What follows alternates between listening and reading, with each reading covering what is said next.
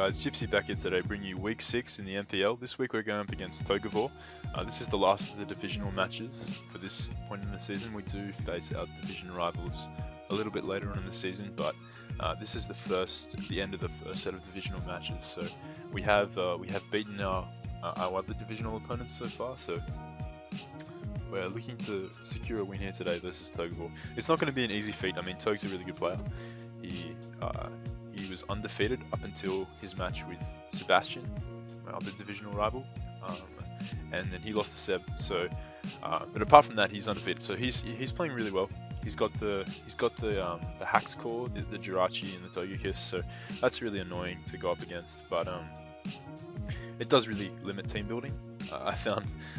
But in saying that, he also does have a lot of other threats on his team like Garchomp and Superior, Blaziken to name a few, as well as Mega Pidgeot. That was another mon that is threatening to a lot of the team and kind of complements the Hacks core with the confusion from the Hurricane. So I'm not going to go, just like last week, I'm not going to jump into like a massive in-depth team builder because certain things I didn't have to reveal in the match, and I do have to face him again. So there's a possibility that I may want to run similar sets. But I'll give a quick little overview of the team I brought. First up, we got Weavile. You guys know what Weavile does. It's pretty standard this week. Just a standard Life Orb attacking set. Nothing too left field this week on Weavile. Just got knockoff running Ice Skill Crash. It's got that Ice Shard for the priority, so that's pretty nice on Weavile. It can put in a fair amount of work on his team, knocking off Jirachi, damaging the Garchomp. Basically, it's big damage on Garchomp is what I need out of Weavile. It's useful for a lot of his team, but the Garchomp is the key mon that I really want to weaken with Weavile if possible. Next up, we've got Stunfisk. Now, Stunfisk is pretty nice. Standard Gypsy Stunfisk. It's coming in here. It's tanking hits from Rotom. It's tanking hits from Jirachi. It's tanking hits from a lot of members on his team that he could have potentially brought. It appreciates Wish support from Alamomola.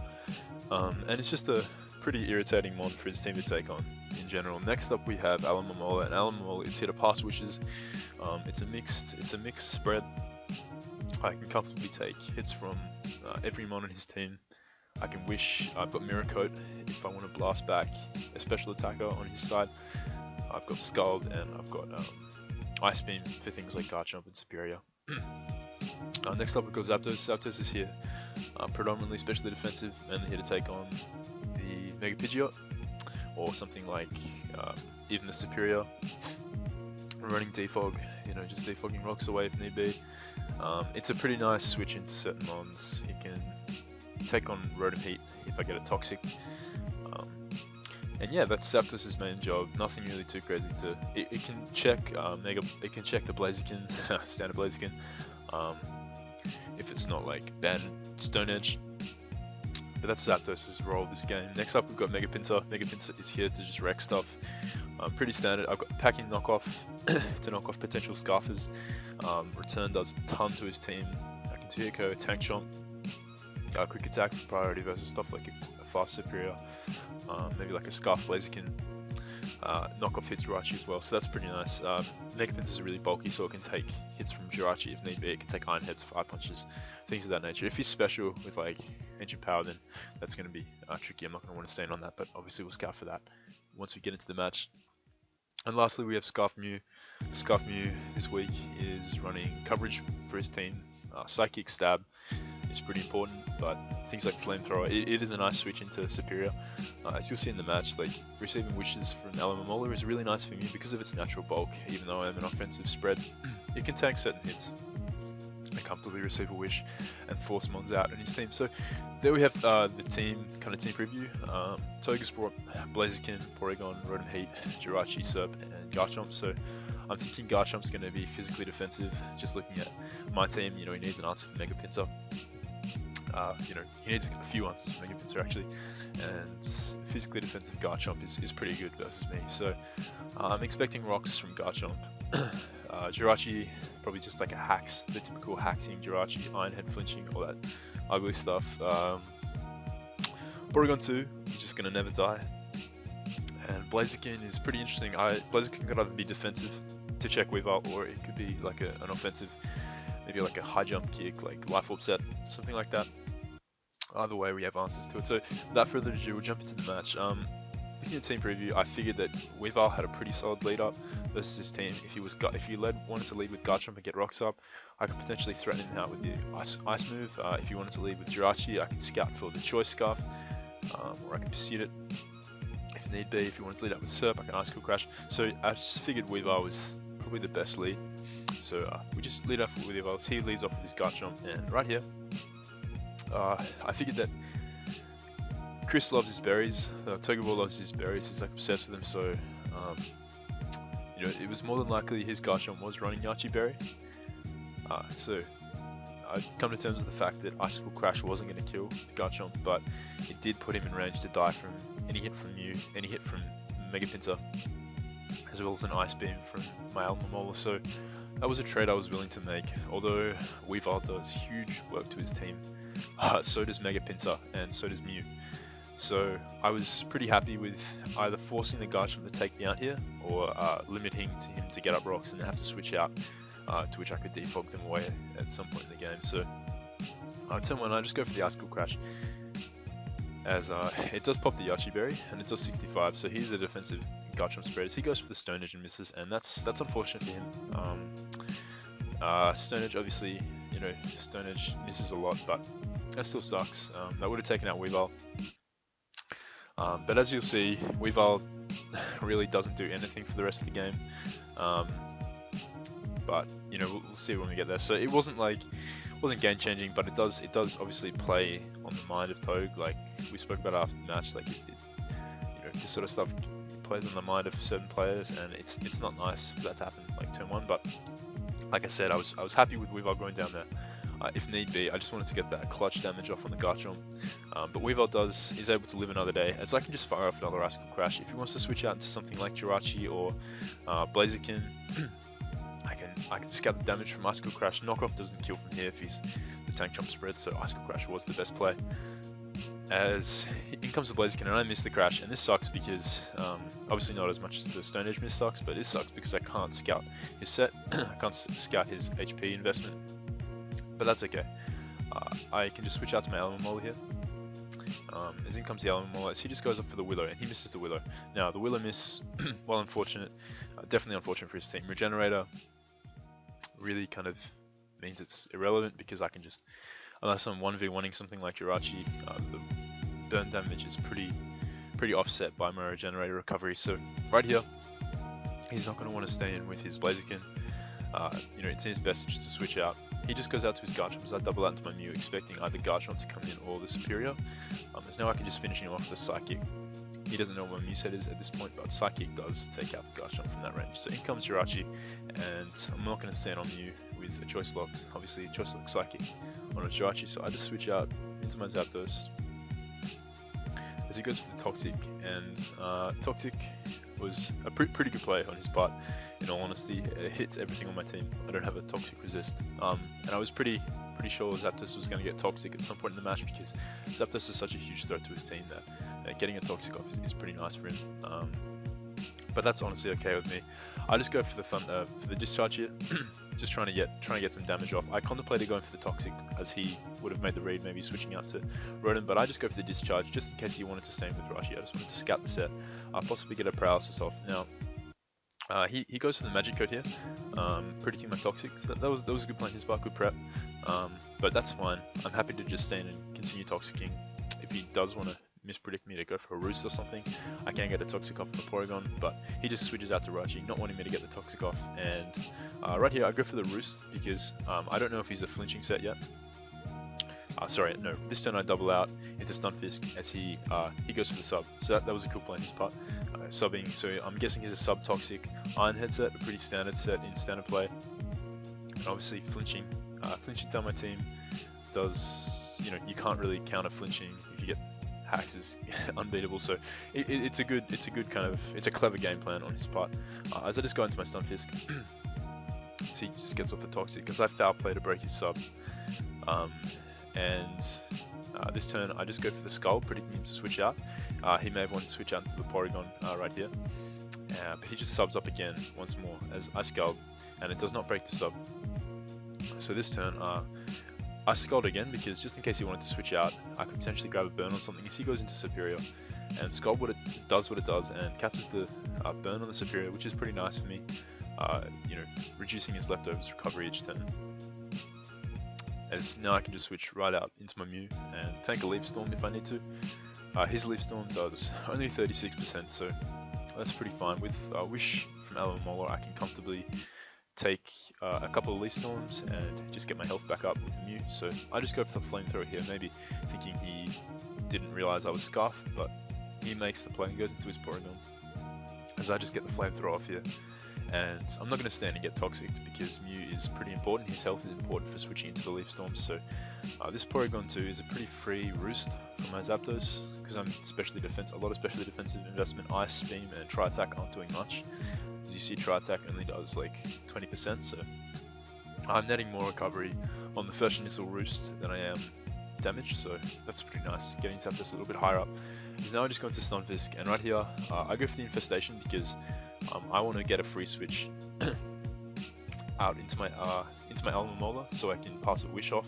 I don't want him being able to double, and that is the purpose of Infestation on this set. So I Scald here, just trying to catch a burn if possible, but I don't get it, as now I can just switch out into my Alomomola and just Wish up. Whilst you know, he did have the opportunity to Toxic me this turn. Alomomola could have been carrying Toxic or Knockoff itself, and because this Porygon is so important to him, I figured he wasn't going to stay in and risk it. So this turn, knocking him off would have just meant that my Mons had such an easier time breaking it down. So I go for the Wish as he switches out right here. He goes out into his Superior as I can just Wish up and then pass that off to Mew, who I know can take even a crit Leaf Storm from the range of health it's at.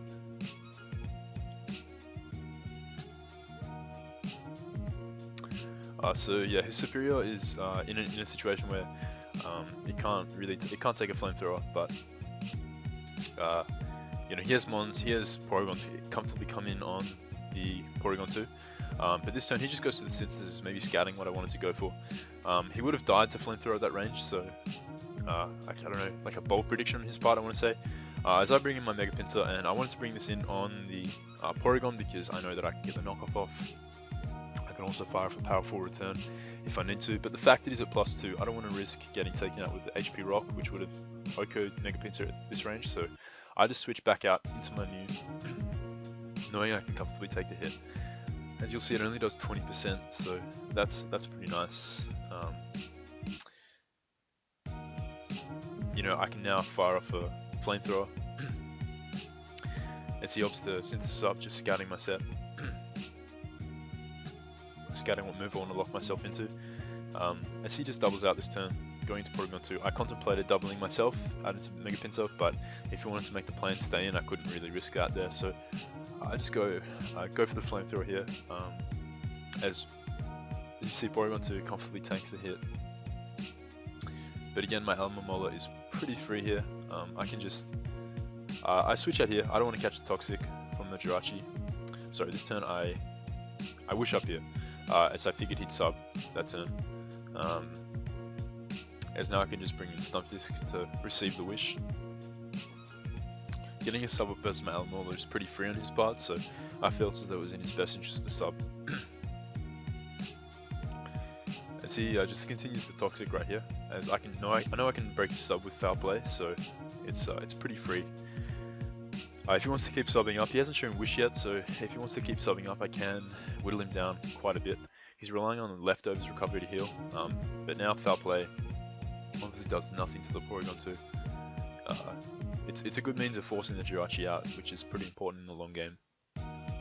He goes for the Tri Attack here and paras my Alomomola, which is good and bad. Obviously getting parried means that I can't necessarily get clutch Wishes off, which I really need to Wish up my Mew. Wishes are so important to be able to pass the rest of my team, so the threat of being parried on a certain turn I need to Wish does suck, but it also means I can't get Toxic, so there's a bit of good and a bit of bad there. It happens, you know, it's part of the effect of Tri Attack. Okay, so I get parried there. I really needed that wish there because I knew we'd bring the Superior in on the Alomomola. It's pretty easy switch in. Ice Beam isn't even doing that much to this Superior, so That was pretty unfortunate, but I know I'm at a range of health where I can live a Leaf Storm, given that he's not Life Orb, so I go for the Miracle this turn as he just synthesis up. And you'll see the Miracle fails, obviously. I don't want to risk him having like Leech Seed or something this turn, so I just switch out. If he does want to go for Leaf Storm, I know I can take the hit with Mew, as he just fires off the Taunt right here. So the Taunt was a pretty good play on his part, stopping me from wishing up or something of that nature, but Mew can obviously take the Taunt and just fire off another hit. So we're playing some mind games here. I want to make doubles, but I need to kind of predict how he's going to play. He wants to preserve his Superior, so I just need to find the right opportunity to bring the Mega Pinsir in on the Porygon. But this turn, I figure he's either going to recover. It's likely he'd recover here, possibly Toxic, but he actually opts to try attack here. So interesting play on his part. Weavile can come in and potentially knock off, which I do this turn. I figure, you know, Weavile, like I said, its main job was to weaken the Garchomp. Obviously it does threaten the Jirachi, but I do have knockoff and on the Mega Pinsir, and I do have Flamethrower on the Mew, so I'm not too worried about the Jirachi, but I do get the knockoff here onto the Blaziken as he reveals the Rocky Helmet. So this was most likely his Weavile answer. The Icicle Crash miss on him earlier would have made that kind of more obvious to me, but you know, obviously, you know, misses happen. So the knockoff damage there, I switch out this turn, knowing that Alomomola, while it's paralyzed now, can comfortably take on the this Blaziken, as he just goes for the knockoff and knocks off my own helmet. So that's annoying because Rachi's basically going to be able to flinch me down for free. Granted, his Iron Heads will not be doing much to Alomomola. It means that he's not going to get punished for spamming Iron Head, which is actually the way this game kind of goes, as you'll see later on. So I get the Wish up here as I bring in my Mew on this Superior's Leaf Storm. He goes to the HP Rock there, maybe predicting my Mega Pinsir to come in, or even my Zapdos, I suppose, or maybe just trying to preserve Leaf Storm PP, because I am stalling him out of it at this point. And use a pretty safe switch in each time. So I double out to Pinsir this turn because I figured that he'd either switch out to his Porygon or he'd go for the Leaf Storm there, because he was at a range of health where he wouldn't have died, but then he would have been in range to die from Quick Attack. But this is actually great. I get him in on a Synthesis, and this means that Mega Pinsir will not go down to a +0 HP Rock. So I can just Mega Evolve here and fire for knockoff, because I figured Rotom would come in right here. And I do knock off the red card, and Rotom is not in range to die from any of my attacks right here, so I switch out. I go into my Stunfisk, as he goes for the Volt Switch right here.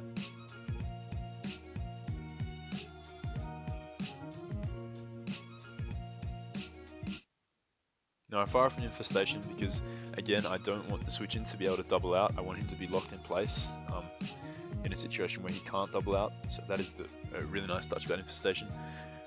As I'm whittling the Superior down, it's in his best interest to either Leaf Storm or Synthesis here, so I switch out to my Mew, knowing I can tank a Leaf Storm if he needs to. You know, it does 36, and he's definitely in range to die from a Flamethrower, so or something of that nature. He's actually in range to die from Psychic even, so this turn, as you'll see, I go for the Psychic, does 23%, and I get the Spit F drop, which is nice. I get the Spit F drop, which means I can take the Porygon out the next turn, which is pretty nice for Mew, as that was a pretty annoying switch in for my team to have to constantly face. I go out to my Zapdos here, just scouting what he wants to go for. He goes for Substitute, and I just take this turn to try and get off a Roost with my Zapdos.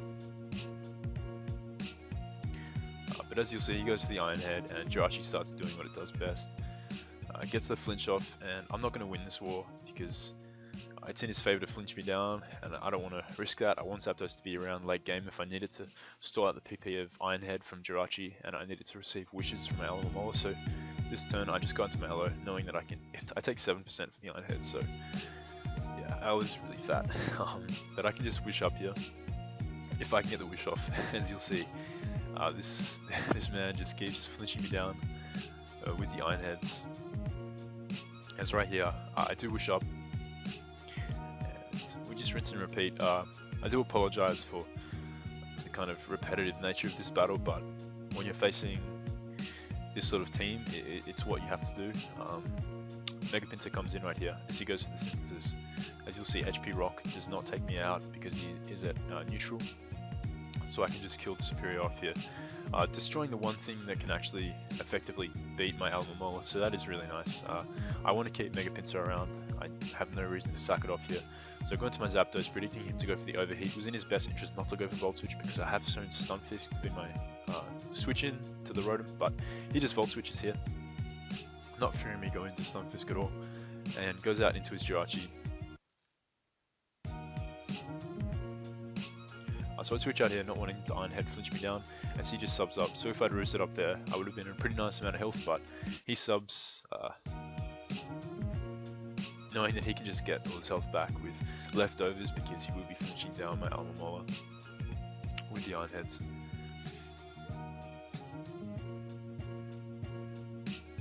But it's a losing battle because eventually I will get the Wish off. I am stalling out his Iron Head PP, and I can always pass them as Zapdos to stall out 2 Iron Head PPs because I am pressure. I go into my Stunfisk here knowing I can take any hit from the Blaziken. I did pass the Wish to the Stunfisk instead because if the Jirachi does want to spam Iron Head, it risks getting paralyzed from Stunfisk static. So that was the point of that play, as Blaziken's high jump kick does only 46% to my Stunfisk because I can take him out with the Scald. Stunfisk getting its first kill this match. In comes the Rotom, and this turn I Scald, knowing that he was likely to predict me to go switch to Zapdos or something like my Mew maybe, predicting the Overheat. Differential is really important at this point. Because of how close my division is, I was considering trying, at this point in the match I was trying to go for the 6-0 because we are also close. I mean, I'm in the lead now, but it's very close, and I wanted to get the best differential possible, obviously to guarantee my chance at making playoffs. But this turn, yeah, he goes for the Volt Switch. I predict that. I stay in and go for the Scald, as I get some nice damage off on the Rotom. As this turn I switch out into my Mew, knowing I can take any hit, as he just fires off an Overheat, and I just take him out with the Psychic here. So it wasn't worth him sacrificing his Jirachi, risking it maybe on a Flamethrower prediction, because Jirachi is, I don't know, Jirachi is like his only real way to win the game, even though it's kind of over at this point because Alomomola can literally stall out his PP, and I can pass my Zapdos if I need to. So at this point I realized that whilst I could go for the 6-0, it would have taken about potentially another 20 minutes, and it would have been really obnoxious. It would have been disrespectful towards Toge. Although he's flinching me down, he's using flinches himself, but he's just doing what he has to do. I didn't feel as though going for the 6-0 was the right thing to do. While it would have given me another point in differential, it would have been a bit disrespectful, and it would have been very boring to watch for everyone, and that's not really what I want to be about in this league. I don't want to offend anyone, and I don't want to bring boring content to my channel. I didn't want to make this longer than it already was, so I go into my Zapdos, and he just goes to the Iron Head again. So that's 2 PP instead of 1. I get the discharge off. It's meaningless because I will eventually break his sub at some point. So Zapdos, he continues flinching me down, and I'm getting withered by poison. So I switch back out into Mallow, and I can just start wishing up again.